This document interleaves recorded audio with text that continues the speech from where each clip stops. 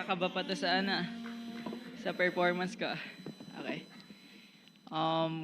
Maraming salamat po sa mga taong nagdasal po, nag-take ng effort, magpuyat para panoorin po yung Olympics at masaksihan po yung mga pinag-trainingan po namin ng mga atletang Pilipino po.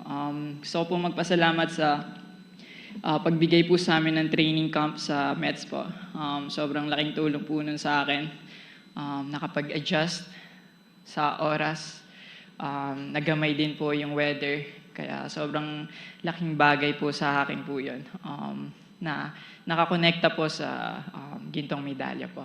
Maraming salamat po sa POC kay Ma'am Cynthia, Gymnastics Association of the Philippines.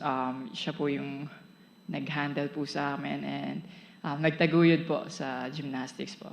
Maraming salamat po sa inyo, Ma'am Cynthia. Grabe po yung support na binigay niya po. Siyempre sa lahat po ng atleta po, sobrang proud po ako na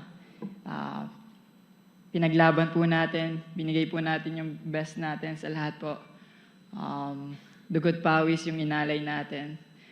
Di pa nagsisimula yung competition, sobrang proud na ako sa inyo lahat. At ngayong tapos na yung competition, i-celebrate natin yung mga nakuha nating resulta at mas galingan pa natin sa mga susunod na mga competition. Maraming salamat po. God bless you all po.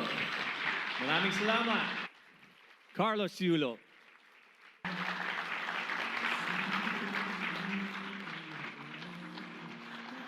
Thank you to Lucas Bersamin. Please.